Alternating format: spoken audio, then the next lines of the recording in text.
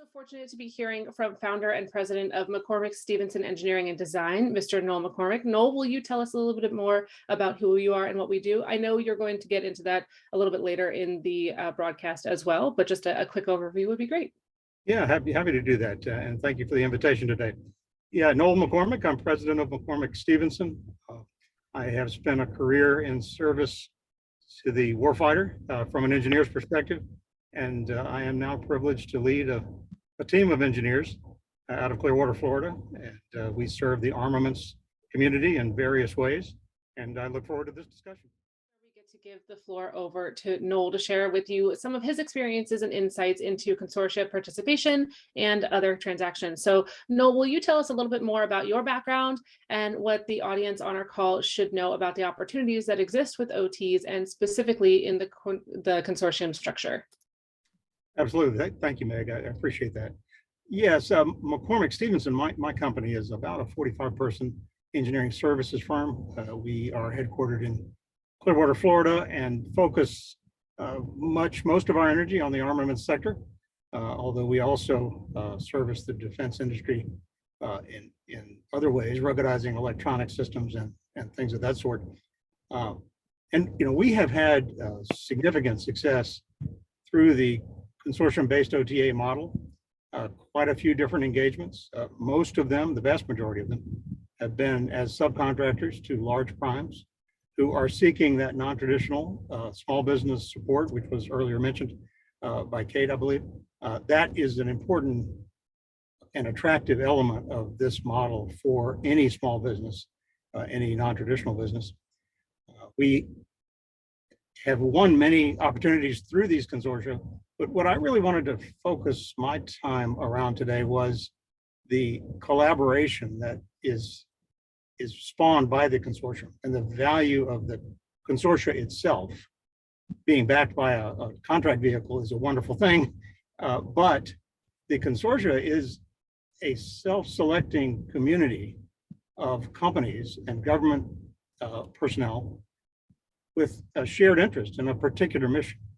And there is simply no better way to get acquainted with those who share your interest than to participate in one of these consortia. And as Nathan just showed, there are consortia built around almost every mission conceivable.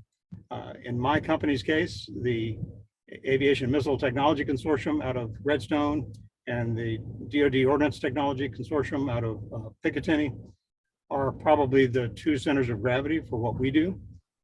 There are many others, but there's no better way for a small business in particular to spend their sort of business development capital than to participate in these consortia, because you meet only those who are interested in your mission set. So I can't emphasize enough the value of that.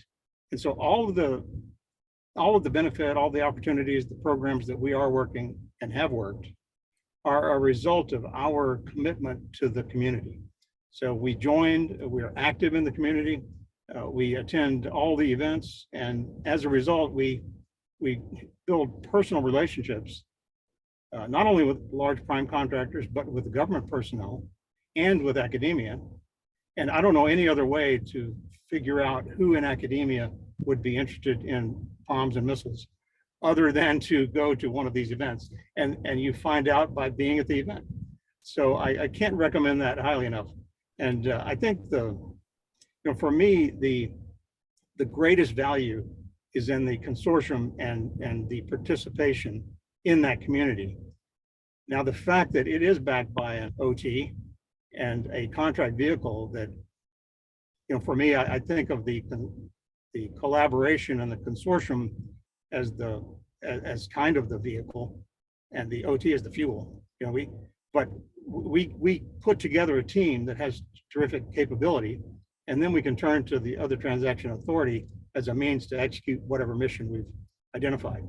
And so, from my vantage, anyone who is not participating is missing the greatest opportunity in the defense industry to get acquainted with your colleagues. No, that is a fantastic overview, and those benefits are definitely ones that we should be celebrating there. Do you happen to remember how you first heard about the OT opportunity? For many years, we've been serving prime contractors with engineering services of various sorts, and they are the ones who steered me in this direction. We previously had, always served them through FAR-based contracts as subcontractors, but they encouraged us to join in, and we did, and it's been unalloyed good for us. Very positive experience. Awesome, fantastic. Nathan, did you want to take the next question for Noel? Yeah, I really wanted to see how McCormick Stevenson has benefited in tangible and quantifiable ways from the OT model. Sure.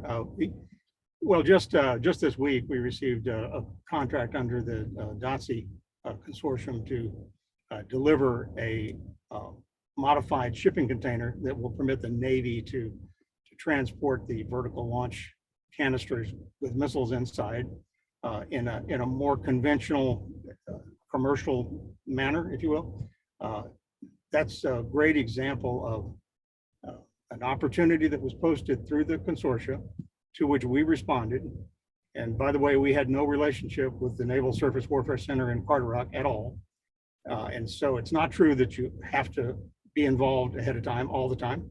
We were not, but we formed a team with another small non-traditional business.